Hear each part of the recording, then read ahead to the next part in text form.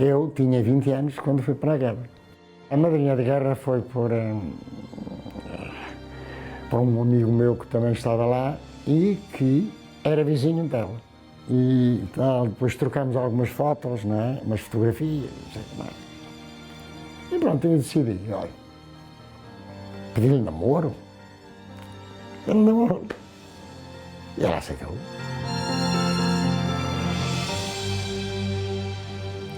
Boa tarde, seja bem-vindo de volta. Marante é um nome incontornável da música ligeira portuguesa. O público sabe de cor os grandes êxitos do cantor e está habituado a vê-lo em palco, cheio de energia, a entoar temas melódicos e românticos. O que nem todos sabem é que foi num cenário bem mais sombrio, em plena guerra do ultramar, que António Marante descobriu o grande amor da sua vida. Ninguém melhor do que o próprio para contar como tudo aconteceu. A guerra é inconstante, nunca se sabe quando se morre ou quando fica vivo. Não se sabe para onde vai, não se sabe o que vai encontrar. Encontrei momentos difíceis, acho que só me sentia seguro quando estava no quartel. Eu tinha 20 anos quando fui para a guerra. Tinha que ir e pronto. Cheguei a casa, disse ao meu pai e à minha mãe. O meu pai reagiu normalmente. E porquê? Porque o meu pai tinha estado na guerra de 45. A minha mãe foi mais problemática, não é? Começou logo a chorar e não sei o quê, porque as pessoas eram 2 anos e mais um mês, foram 25 meses, em que ia para um local onde havia guerra que não sabia se vinha ou se não vinha. Na partida, quando embarquei, portanto, para o Cais de Alcântara, fomos de barco para lá, foi um bocado complicado. Eu preferia sempre fugir para não despedir dela, mas tínhamos que ser mais fortes. Eu tinha que ser mais forte que ela. Nós íamos para um lugar desconhecido. Sabíamos que havia guerra colonial, mas nem sabia onde é que iríamos ser colocados. Eu tive um amigo que morou ao meu lado. Tive outro que caiu abaixo do Unimog quando eu ia levar para o avião para ir visitar a família aqui, à metrópole, neste caso, passar um mês de férias, e quando vinha para férias caiu, bateu com a cabeça no chão, morreu. Outros morreram de acidente, ir atacar ali, atacar lá, fomos atacados, uns morreram, outros não morreram. Eu naquela altura, portanto, com a minha família escrevíamos-nos, não é? Através de aerogramas. Era muito mais fácil, mais rápido eu escrever do que receber. A madrinha de guerra foi por um amigo meu que também estava lá e que era vizinho dela, que eu não conhecia. E ele disse, vou-te arranjar uma madrinha de guerra. Eu disse, pode ser, não tem problemas. Que era sempre mais interessante também nós comunicarmos com outras pessoas, não é? Depois, passado uns meses, a coisa começou a ficar um bocadinho mais engraçada, não é? E tal, depois trocámos algumas fotos, não é? Umas fotografias, não sei o que mais. E pronto, eu decidi, olha, pedi-lhe namoro. Ele namorou. E ela aceitou. E depois, no dia 15 de maio, foi quando eu a vi pela primeira vez. Foi o meu pai e a minha mãe e ela esperar-me a Lisboa. Foi quando damos o primeiro beijo. Aquilo parecia quase um filme, não é? Nós gostávamos um do outro. Uma situação estava assim, resolvemos casar, pronto. Eu costumo dizer que era uma mulher completa. Era uma pessoa extremamente dedicada aos filhos, mas vou-lhe ser sincero, não merecia falecer da maneira, sofrer o que sofreu. Não merecia. Foi o grande amor da minha vida, claro, mas continua a ser, independentemente de não esteja cá. Nós fazíamos, ou fazemos, 50 anos de casado no próximo dia 8 de dezembro. Eram 50 anos. Claro que, independentemente de que não esteja, eu faço na mesma. Se eu pudesse escrever uma carta para ela, dizia que foi tudo o que eu podia ter de bom.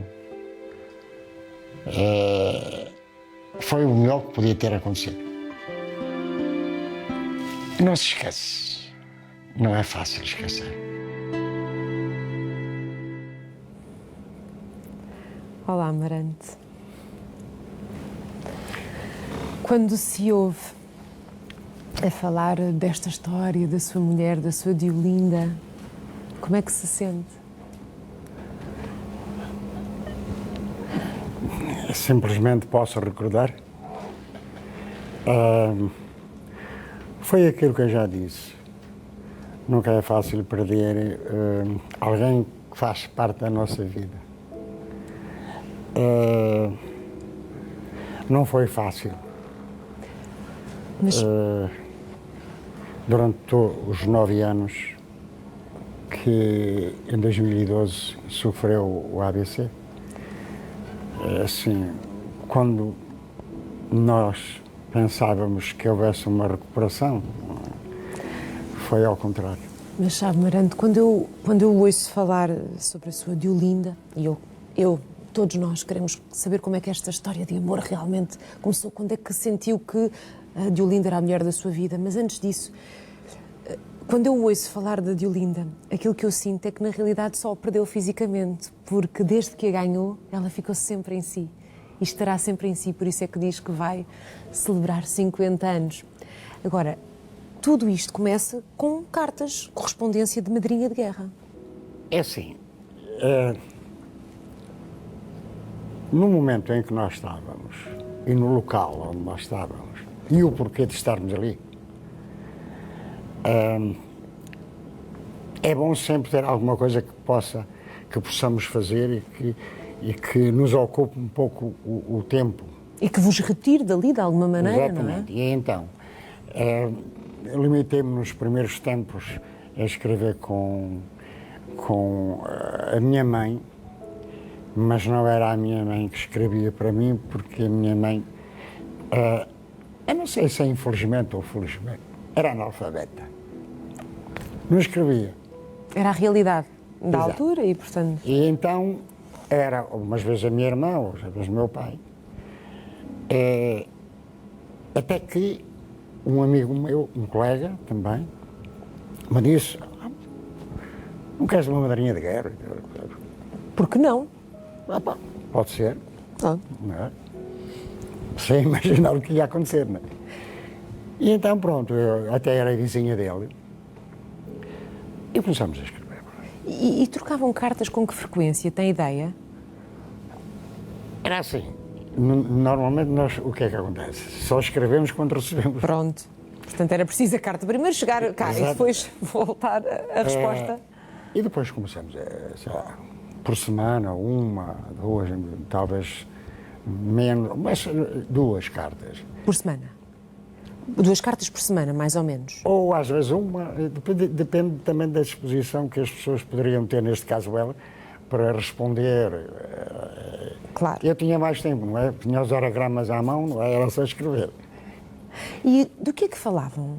O que é que essas linhas tinham escrito? Não falávamos nada de importante, mas sim dos dias, como é que eu passava os dias, ou os momentos.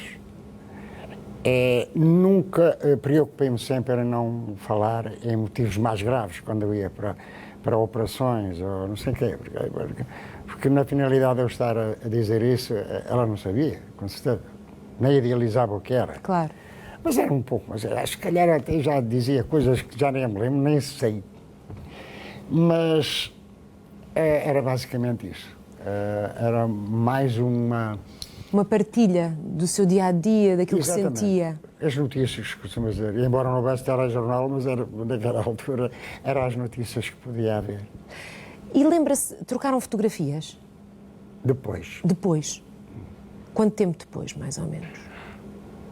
quando começamos a entrar noutro tipo de diálogo, E que diálogo era esse? Conte-me lá. Quando é que o diálogo começou a mudar, Marante? é assim, ela era uma mulher bonita, não é? E então, comecei por aí, não é? Muito bonita e tal, não sei como é. Mas nunca entrei em pormenor se ela tinha namorado ou se deixava de namorar. Isso. O que interessava é que estava a falar comigo, não é? Neste Claro. caso, através de cartas. Depois começamos a dar. E ela aí foi dando assim foi abrindo o caminho. Exato. Nós costumávamos na guerra abrir trilho. A abrir trilho. Exatamente. E então, pronto, chegou ao momento, pedi-lhe namoro. E tinha medo da reação, da resposta, ou os sinais que a Diolinda lhe ia dando por carta significavam que, à partida, a resposta seria positiva? Não. Fosse o que Deus quisesse, se ela não quisesse que não... Arriscou. fosse. Arriscou e assim foi. Mas pelo menos fui sincero quando escrevi e disse que queria namorar e tal. Não sei o quê. E a Mas, por resposta acaso, demorou muito a chegar? Não. Não? Foi rápida? Foi logo na segunda. E lembra-se da ansiedade que sentiu quando abriu aquela correspondência? É assim, fiquei contente. Pronto, porque assim, eu ao pedir-lhe namoro é porque eu queria, ou porque eu gostava. Né? Se ela me dissesse que não, Paciência, vai. não só me sujeitava com a resposta, mas tinha que aguentar. Mas disse que sim. Mas disse que sim. Foi fixe. E quando é que vocês se viram pela primeira vez? Foi assim, de filme, não é? Como disse, foi um momento incrível. A primeira vez que estiveram juntos. Sabe que esse momento não é fácil de explicar, nem difícil. Não. Porque eu fui sempre uma pessoa que encarei todos os problemas com normalidade, com possibilidade de os resolver. E então, foi no dia 15 de maio, quando chegámos a Lisboa, e estava o meu pai, a minha mãe e ela. Não era novidade porque eu conhecia por cartas, não é? Ou fotografias, não é? Não era novidade. Mas uma coisa é fotografias, a outra coisa... Pois. E vinha de um contexto de Exato. guerra, de... Estamos a falar depois de ultramar, portanto... Foi um momento que não se pode esquecer. O primeiro beijo foi logo ali ou foi um Foi bocadinho? logo ali. Foi logo ali. Foi logo ali. Não podia esperar. Foi, pronto. Não podia. Ah, está, há que sentir tudo, não é? Exatamente, Todas as exatamente. emoções. Pois. E decidiram casar. Estava muita gente a ver, não há problema. É com tudo a que tem direito. Exatamente. Foi logo assim uma pré-celebração antes do casamento. Porque o casamento não demorou Foi muito. o começo. Foi o começo. Porque, assim, nós nunca sabemos a reação, eu não sabia, mas a reação tinha que ser boa, não é? Esta fotografia é de filme, Maranta. A fotografia da Diolinda a entrar para o carro, o seu olhar. Isto está incrível, um verdadeiro galã. Aqui, esta imagem é realmente de filme. E estamos a falar de alguns meses depois do primeiro encontro, que é 6, 7 meses, mais ou menos? Como? O casamento, quanto tempo depois é que foi? Foi de maio a dezembro. 7 meses. Portanto, vai 6 meses, não é? 6, 7 meses, sim. Portanto, estão casados. Exatamente. E toda uma nova vida começa aí para si, ao lado da mulher da sua vida. Naquele momento já sentia que ela ia ser a mulher da sua vida, era para sempre. Eu vou lhe dizer uma coisa muito sinceramente. Se eu não entendesse que ela não poderia ser a mulher da minha vida, eu não casava. Porque não é uma questão de experiência, porque isto não é uma experiência. Ou era ou não era. E eu, para tomar aquele passo, além dos sentimentos, havia uma certeza, na minha opinião, que era aquela mulher tinha que ser a minha mulher. E foi a mulher que lhe deu 2 filhos incríveis, o Jorge e o Luís. Aliás, esta fotografia, eles, que doces. O Jorge o mais velho, o Luís o mais novo. Diferença de 8 anos. O Jorge nasce um ano depois, mais ou menos depois de se terem casado. Sim, porque assim... Não havia tempo a perder, não é? Portanto... Não foi uma questão de tempo a perder. Aconteceu. Ok. É assim, todos nós temos uma tradição, ou seja, no lugar onde nascemos, ou até propriamente a altura em que vivemos. E eu, para evitar que fosse alvo de... A mulher já vai grávida, vai assim, vai sabe, não sei. Eu tive que arranjar maneira de casar sem dar a perceber. Mais por ela do que por mim. Não é? E pronto, e lá resolvemos esconder a coisa. Portanto, quando se casaram, é isso que está a dizer? Não. Explique-me lá. Estou agora eu fiquei confusa. Exatamente. Ela, quando nós casamos, a minha mulher ia grávida. Pronto, era isso. Portanto, ela já estava grávida. Já estava, mas eu queria que não se notasse. Ok. E por isso é que foi-se tudo aparentemente assim tão rápido. Exatamente. Mas pronto, queria casar com a Diolinda, sabia que ela ia ser a mulher da sua vida, senão não o teria feito. E a verdade é que a vossa relação deu 2 frutos, o Jorge e o Luís. Mas agora vamos introduzir aqui outra paixão na sua vida, a paixão pelo futebol. A paixão pelo futebol é assim... eu gostava de jogar futebol na aldeia, brincávamos, mas quando viemos para a cidade, com 15 anos, houve a abertura de captação de jovens jogadores no Salgueiros e havia a classe de principiantes. Eu tinha 15 anos e fui prestar provas e fiquei lá. E fiz um ano nos principiantes, fiz 2 nos júniores e fui a sénior e por aí fora. Mas era uma coisa que eu gostava. E, portanto, até era bom jogador. E portanto, profissionalmente, jogou Sim. futebol e era algo em que se sentia realizado, Amarante. Imaginou que faria aquilo durante muitos anos e fez. Eu fazia aquilo que gostava e, acima de tudo, tomei uma responsabilidade grande. Primeiro, se eu vou ser jogador de futebol, quem tem que cumprir como jogador de futebol. É aquilo que eu gosto, é aquilo que eu faço e tenho que ser o máximo profissional. Treinos, jogos, tinha que ser, estava dedicado completamente àquilo.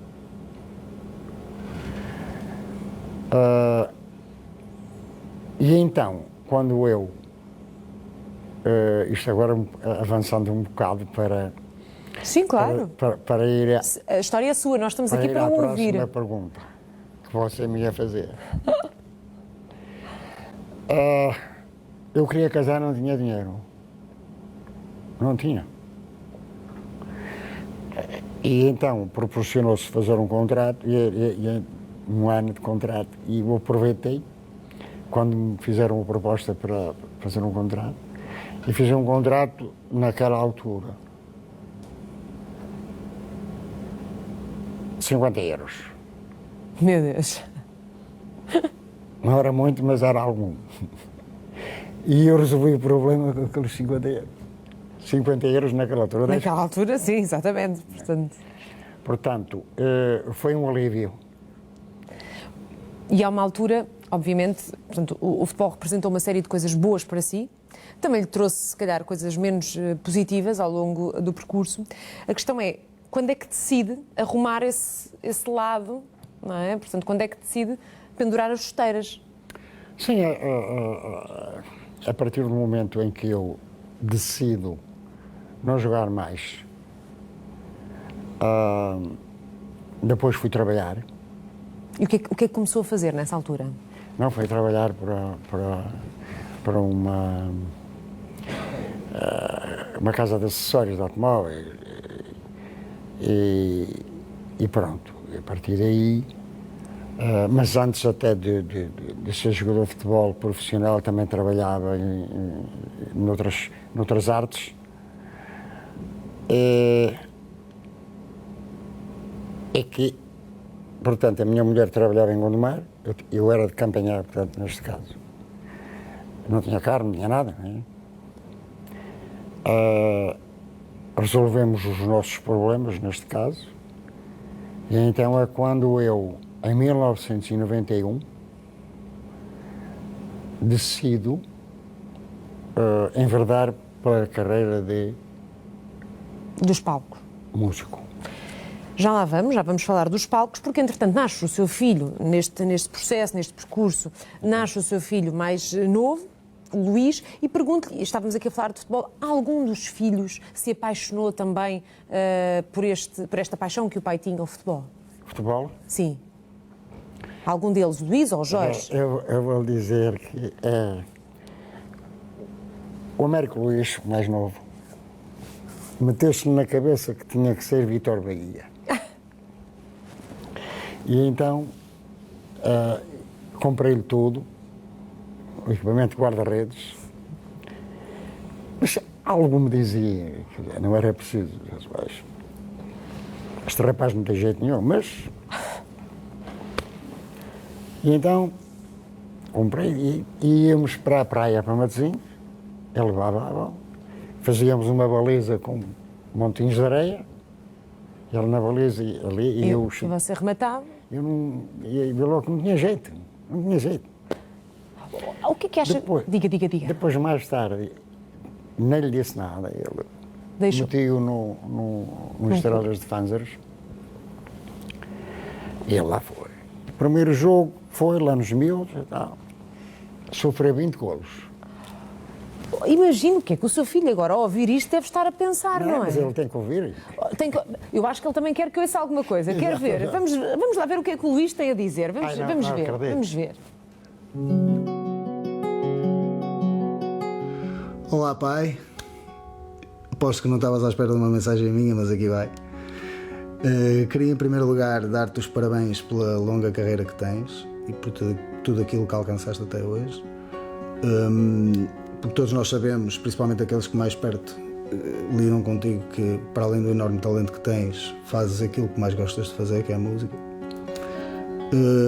Queria-te agradecer também por me teres mostrado desde muito tenra idade aquilo que é o mundo da música, indiretamente, porque nunca foste um pai que eu obrigasse nem a mim nem ao meu irmão a seguir seja o que fosse. Sempre nos deixaste livres para ganhar afinidade e gosto por aquilo que a gente quisesse fazer. Neste caso foi a música também, talvez esteja nas veias, não sei. E sempre me ensinaste muito acerca da música. E hoje em dia continuo a aprender muita coisa contigo, porque nós passamos a vida toda a aprender, não é? Também tentei o futebol, mas ambos sabemos que não ia resultar. Por isso, eu espero que continues a fazer aquilo que gostas. Cá estaremos para te apoiar. Tenho muito orgulho em ti. Love you. Beijinho muito grande.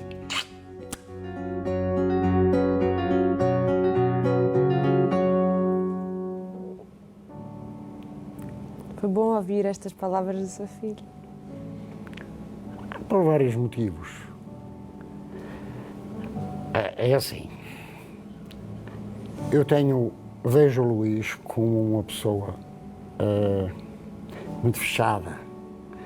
Não tem nada a ver com o Jorge. O Jorge é mais aberto, mais extrovertido, não tem problema. Portanto, ouvi-lo a dizer isto foi muito especial para si. Foi. É a segunda vez que ele fala através para a televisão e é assim, é sempre bom, porque eu tenho uma certeza que tudo fiz Para o bem deles. para que ele pudesse dizer o que disse.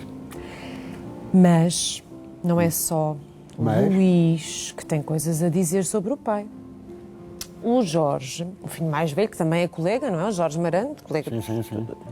da banda, também tem coisas a dizer. Tem? Olá, Jorge. Olá! Como está? Olá a todos! Olá, Andréia! Olá, meu pai, tudo bem? Tudo bem. Olha, O pai já eu está estou do- em viagem. Eu estou em viagem e era para ser uma videochamada, mas o facto de estar em viagem faz com que não íamos ter uma chamada consistente e então optei pelo telefonema. E isto deixa-me super, super feliz cada vez que eu vejo o meu pai na televisão e vejo pessoas e entrevistadores e programas que resolvem prestar uma pequena homenagem falando da carreira dele. Eu sou das primeiras testemunhas, digamos assim, da ascensão do meu pai, desde aquela bandazinha de fim de semana até uma banda de referência, sei lá, eu poderia dizer de nível mundial da música portuguesa. É um orgulho muito grande ter o meu apelido de Marante, porque desde sempre que eu dizia que o meu apelido era Marante, as pessoas perguntavam: és o filho do Marante? E depois contavam-me histórias relacionadas ou com uma música, ou com um momento num espetáculo do meu pai, que lhes transformou de certa forma a vida.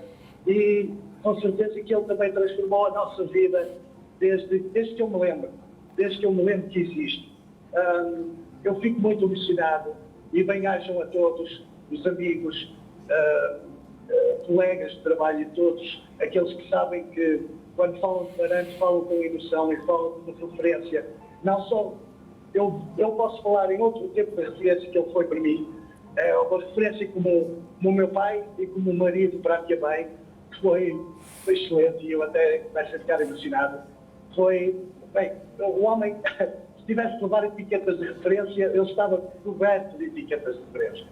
É um gosto muito grande, é uma emoção muito grande e um orgulho poder chamar-me Marante e ser filho dele. Jorge. Espero que ele também sinta o mesmo dos filhos. É Jorge. um orgulho muito grande. Queria lhe perguntar como é que é trabalhar com o seu pai, ou seja, ser filho e colega do pai nos Diapasão, porque há momentos assim mais difíceis ou vocês entendem-se sempre? Como é que é? Com certeza. A nossa vida nunca longe de ser um mar de rosas, não é? Nós, em cada espetáculo, é uma experiência, acaba por ser uma experiência nova, uma experiência diferente. São espetáculos com públicos diferentes, em sítios diferentes e com circunstâncias que vão variar. E a realidade é que, quando achamos que as coisas estão a caminhar para o torto, lá vem o Marante com toda a sua experiência e dá-nos as indicações e dá-nos os conselhos que são necessários para que a gente possa levar o trabalho direitinho e possamos levar ao público, ao nosso público, ao público que é dele, no fundo, que ele é que é a pessoa, o frontman, o homem da frente dos espetáculos do Diapasão, neste caso, que é a banda que ele faz parte junto com ele. E acabamos por dar ao público aquilo que eles realmente querem, aquilo que eles gostam, e acaba por ser, parece que estamos na escola. É uma escola na estrada, mas aprende-se sempre todos os dias. Jorge, É maravilhoso. Jorge, quer deixar uma última mensagem ao seu pai antes de nos despedirmos? Sim, eu desejo a maior felicidade do mundo. Eu sei que tudo o que ele mais gosta nesta vida é exatamente aquilo que ele está a fazer neste momento e que eu até vou aqui para o meu filho, com o André, o neto dele, para quem é o manda um grande beijo, e desejamos vida longa e sempre a fazer o que ele mais gosta, que nós vamos estar aqui a acompanhá-lo para tudo o que ele precisar. Um abraço e um chique coração e um beijo muito grande para ele. Obrigada, Jorge, muito obrigada. Obrigado, obrigado, bem-aja. Um beijinho, obrigada, Jorge.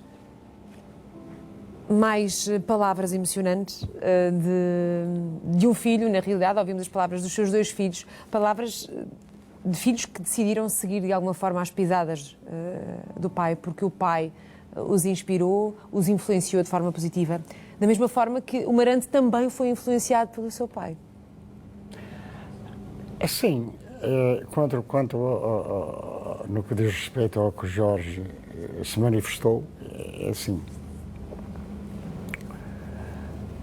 Eu tenho 2 filhos, que são 2 amigos, e que eu gosto muito deles, é evidente. E que nunca interferi no que eles poderiam ou não gostar de fazer. E por acaso temos, tanto um como o outro, estão em estilos de música diferentes. O Luís é o meu produtor, e o produtor também de muita gente. O Jorge gravou dois discos, por qualquer motivo não deu certo. Às vezes as coisas também não correm como nós queremos, não é? Faz parte do caminho? Eu fiz-lhe o convite, se ele queria fazer parte de Diapasão, ele disse que sim. E cá estamos. Com respeito a influências, é assim, eu tenho uma família de pai, tios, que todos eles eram instrumentistas, todos eles tocavam. Uns violino, 2, viola. O meu pai tocava viola no Rancho Folclórico de Barqueiros, que era da minha terra. Não é? E um dia pedi-lhe para me ensinar a tocar viola. E ele ensinou-me da maneira que sabia e o que sabia. E depois eu comprei um livrinho e lá fui aprendendo. Autodidata. Exato. Também. Aí, nesse momento, começou a aprender por si. Portanto, ficou esse gosto pela música. Sim, eu toco vários instrumentos de corda, não é? Porque depois é assim, o mais importante é fazer aquilo que se gosta. E quando se gosta, temos que nos sacrificar, não é? Porque nunca fui uma pessoa com muita pressa de aprender. Claro, como eu gostava, cheguei, porque é assim, quando nós queremos fazer alguma coisa, normalmente impomos a força. E quando é só preciso o jeito. Mas o jeito veio depois mais tarde. E então eu carregava nas cordas e eu sei que mais, e cheguei a ter que pôr a mão, neste caso a esquerda, em água e sal, já estavam inchados. Tal era a dedicação, Exato. tal era a sua dedicação. Mas a música foi sempre fazendo parte da sua vida, mesmo mais tarde, já enquanto casado, porque foi sempre ganhando ali alguns trocos, porque a música estava presente, sabia tocar instrumentos e, portanto, ao fim de semana acabava por tocar, cantar e, portanto, era uma forma também de se divertir. Naquele tempo, naquela altura, só se tocava ao domingo à noite, ou ao sábado à noite e domingo à tarde, que era nas associações recreativas e essas coisas. Ainda não havia o que depois veio a acontecer com o Diapasão, não é? Porque depois começamos a ser conhecidos através do primeiro disco que gravamos e começamos a ir para a estrada, a fazer festas, junho, julho, agosto e por aí fora. Qual é a magia de estar na estrada, Marante? Ora bem, para mim, todos os dias é uma novidade, porque há sempre um sítio onde eu nunca fui.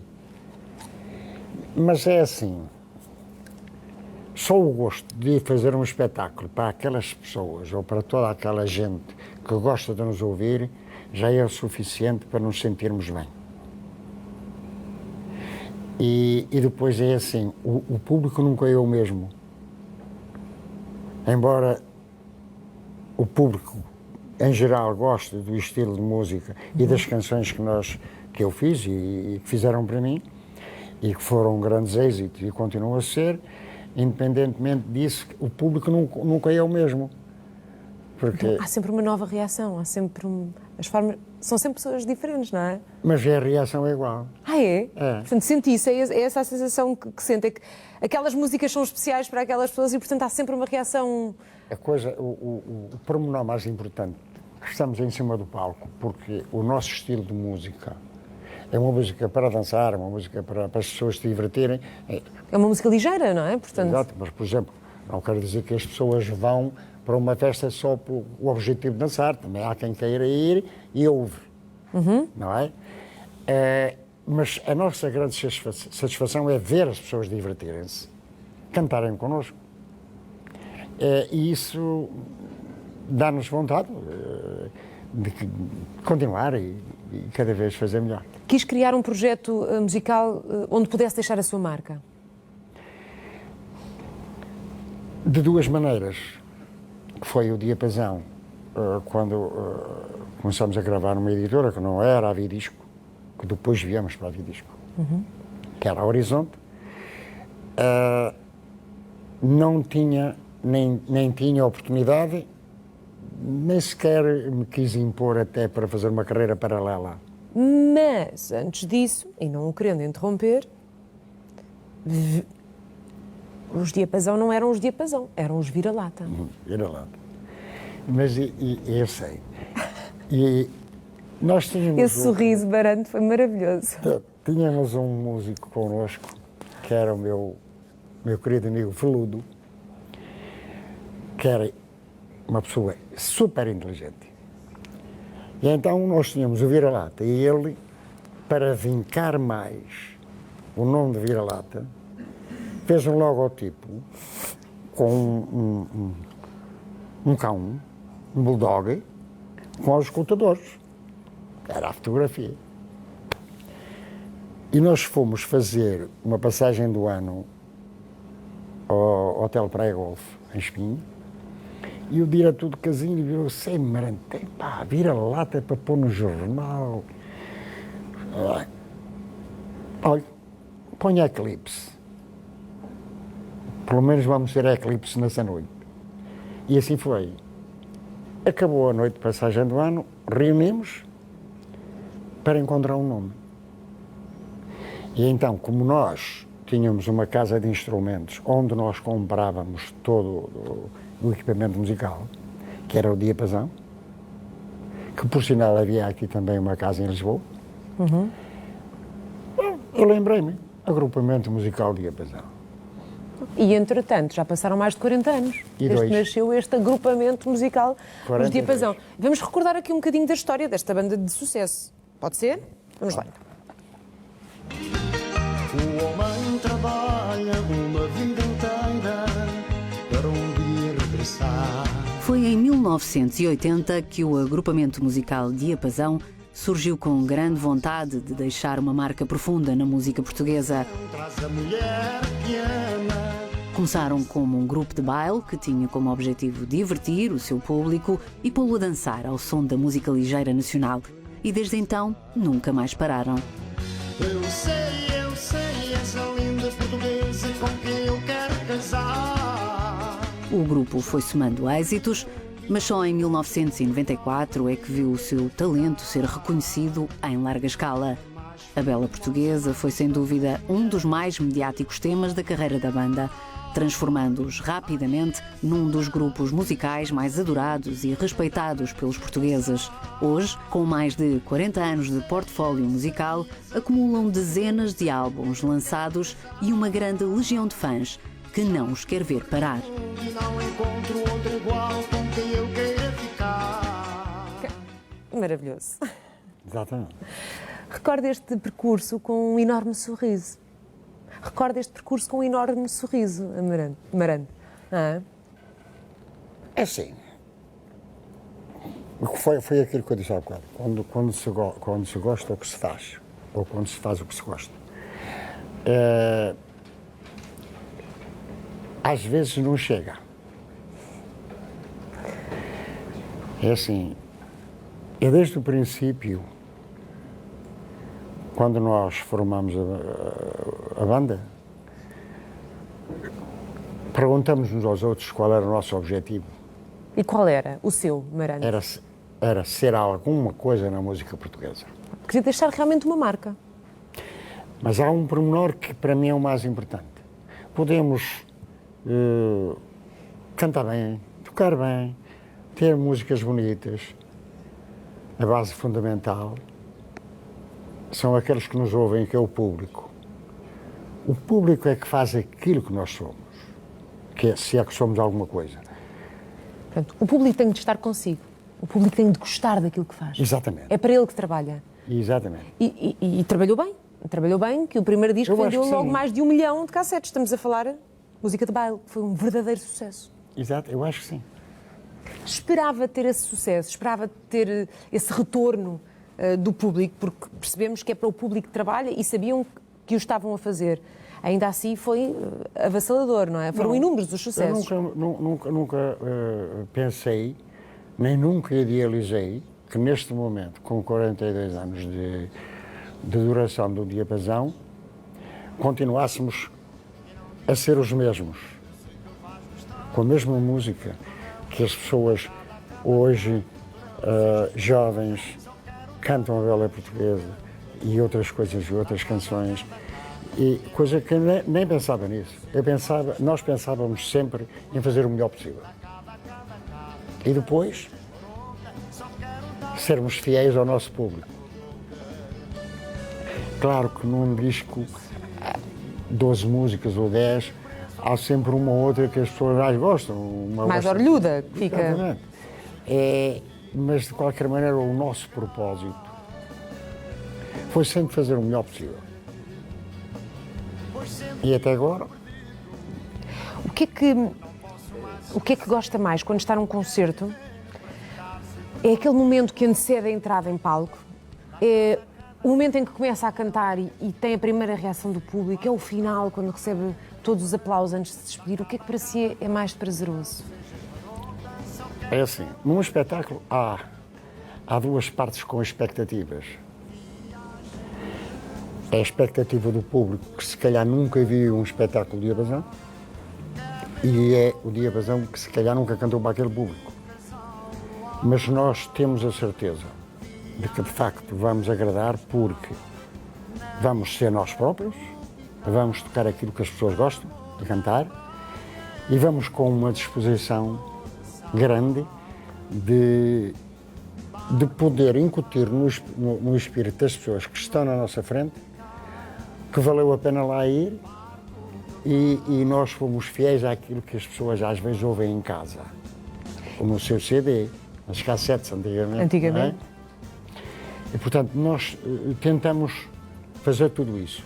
E gosta de receber o carinho do público? Gosta que as pessoas venham ter Claro. consigo, que o cumprimentem? Claro. Qual é assim a música que pedem mais vezes para cantar? Há várias. Quais são? É assim, há 3 canções. Que não podem faltar. Exato. E que as pessoas estão à espera. Que é o Som de Cristal, é o Garçom, a Vela Portuguesa. Agora fizemos um medley com o Dacá Dacá. E muitas músicas. E às vezes até pegam uma canção, e aquela canção é que era bonita. E já foi há tantos anos. Mas nós temos uma particularidade. Ainda conseguimos no espetáculo tocar quase todas essas músicas, mesmo o primeiro álbum que nós gravamos. Isso é notável. Mas falou de Som de Cristal e Marante e Bruno Nogueira criaram uma inesperada amizade depois de terem partilhado alguns projetos. E nós vamos falar sobre essas divertidas experiências, mas antes eu tenho de lhe dar um recadinho. Já voltamos, há muito para conversar ainda com o Marante, até porque temos mais para saber sobre o grande amor da sua vida, que é a música, mas também a de Olinda. Vamos lá, agora vou dar um recadinho.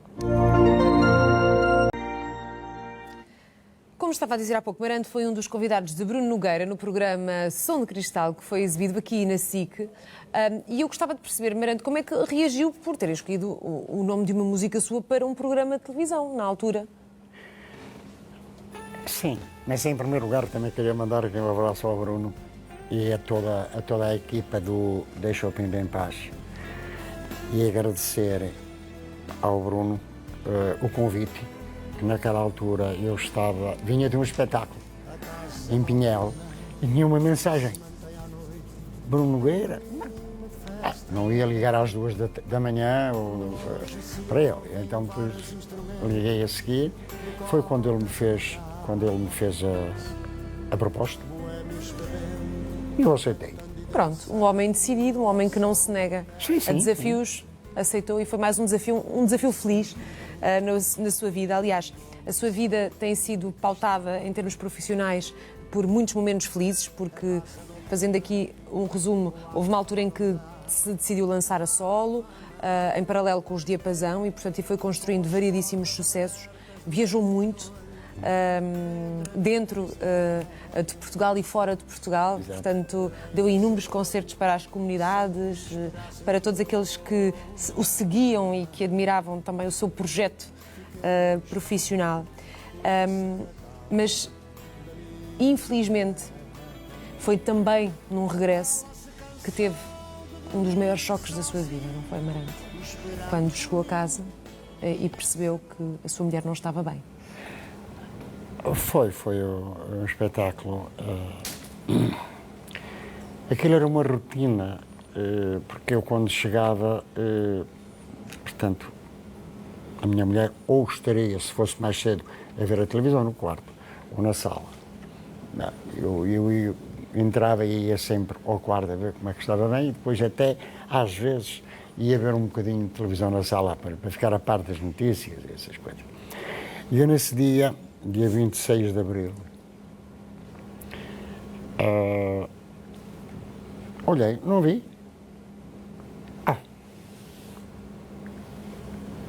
Não estava na cama, não estava no sofá. Onde é que estará?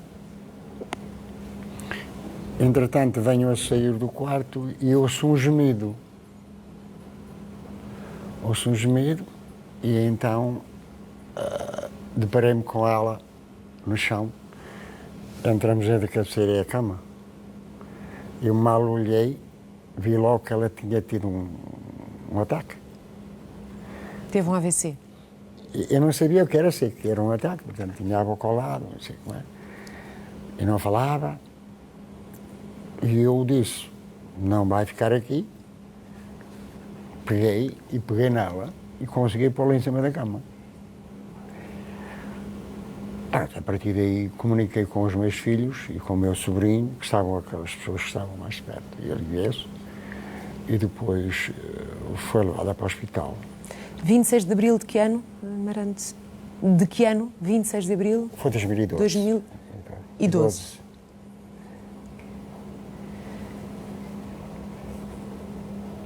Esse foi o ano em que perdeu a sua mulher fisicamente, 2012.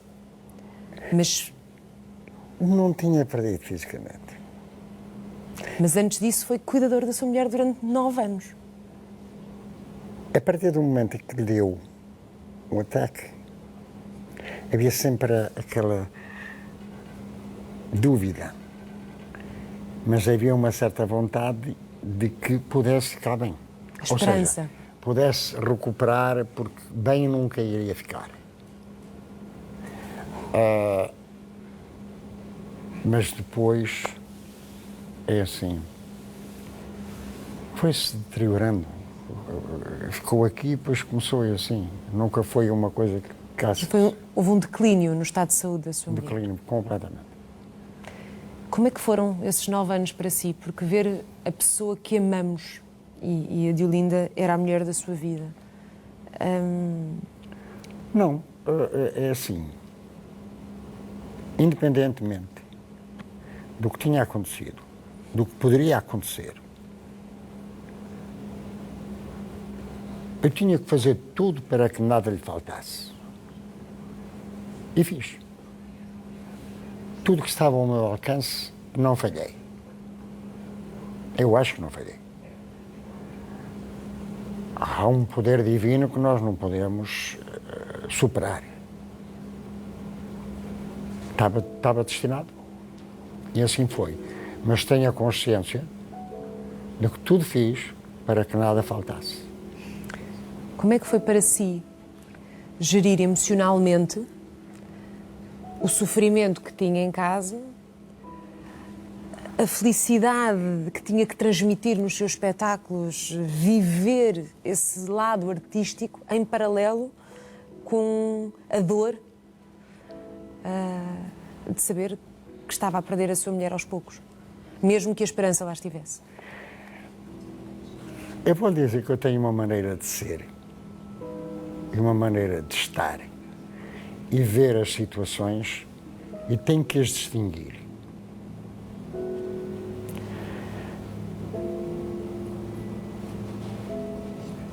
quando não tenho a música, uma responsabilidade grande, eu estava presente. Quando eu entrava em palco, eu não podia pensar nisso. Tinha que desligar. Não desligava, mas não podia pensar. Não podia pensar, porque senão não fazia um trabalho perfeito. E então, aquelas 2 horas, eu tinha que estar virado para o outro lado. Porque há um pormenor na vida de cada um, que é, os sentimentos não se veem, sentem-se. E, portanto, eu tinha que estar ali a cumprir a minha obrigação. Porque depois de acabar aquilo, tinha outra obrigação. Mas eu não podia estar no meio das duas. Não podia estar a cantar e a pensar como é que ela estava. Porque eu tinha a consciência de que quando saí para ir para o espetáculo, eu sabia como é que ela estava.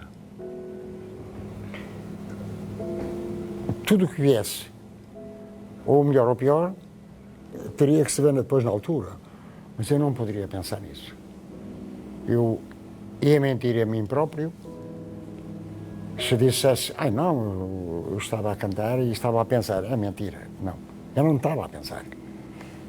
Passaram 9 anos, desde o dia em que a sua mulher sofreu o AVC até que partiu.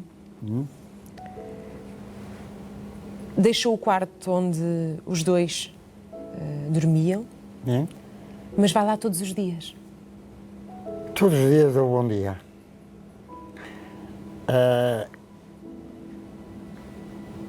Dou-lhe um bom dia, sim. E nunca mais lá dormi. Nunca mais conseguiu voltar a dormir naquele quarto? Não dormiram. Nunca mais. Mas vai lá dizer bom dia à Diolinda? Sim.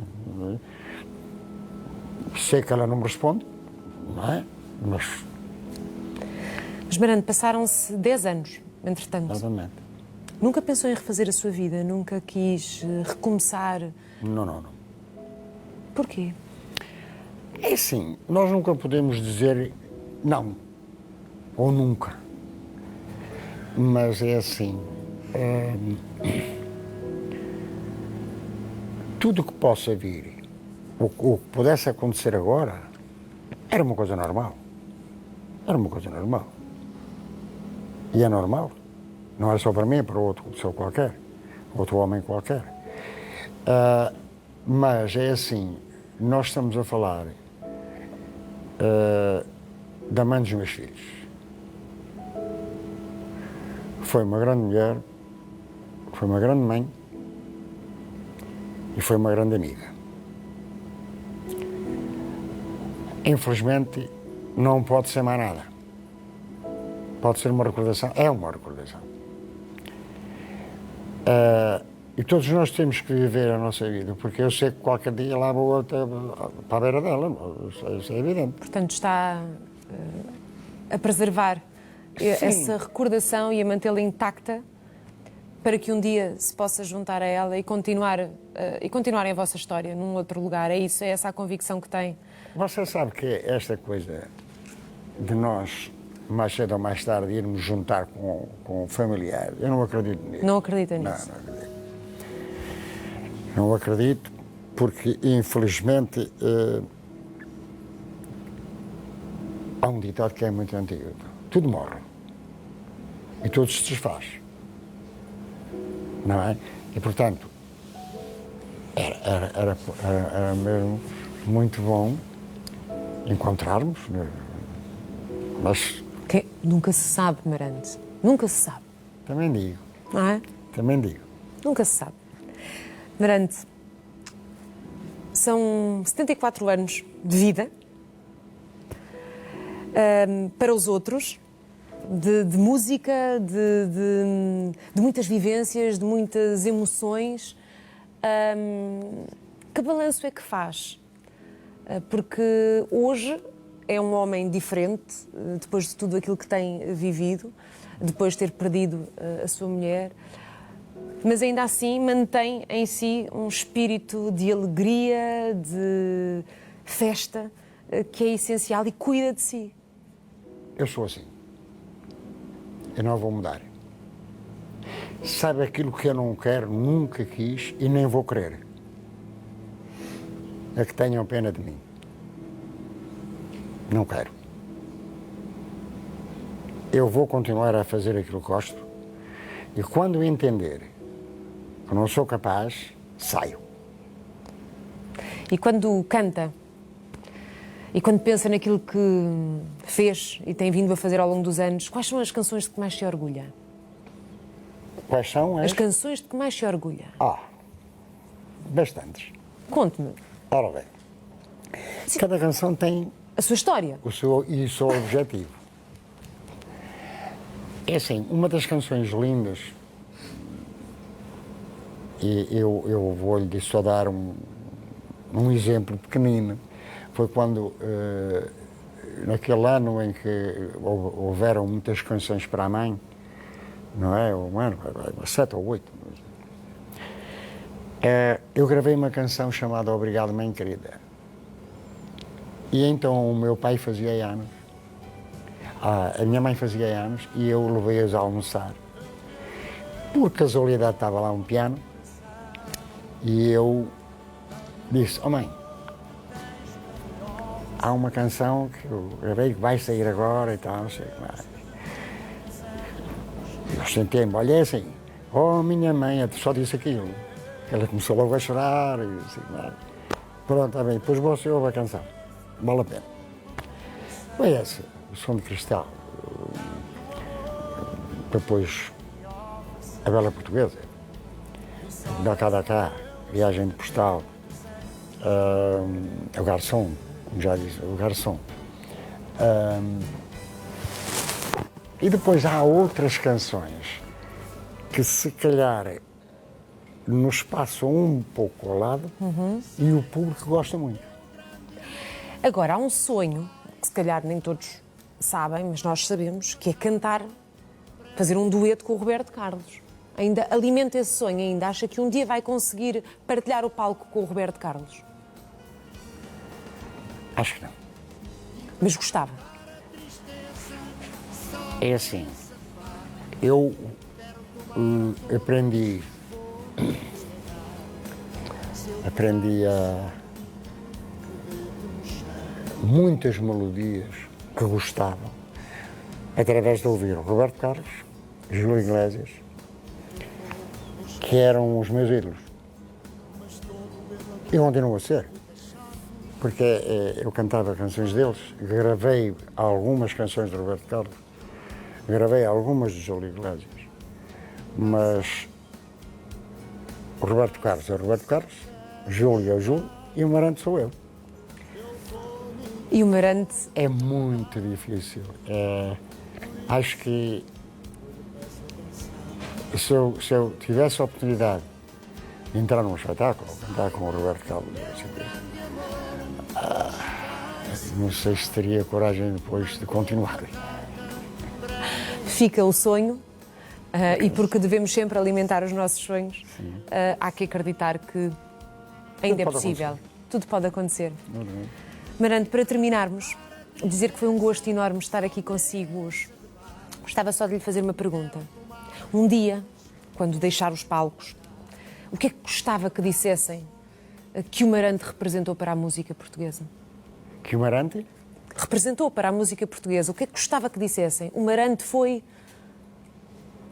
Eu gostava que fosse lembrado por aquilo que eu fiz em prol daqueles que gostam daquilo que eu fiz também. Queria ser lembrado como um bom profissional, uma pessoa que tudo aquilo que fez e que cantou fez o melhor possível. E deixou uma marca na música portuguesa. E espero que tenha deixado. Deixou, com toda a certeza. E eu gostava de ser lembrado por isso.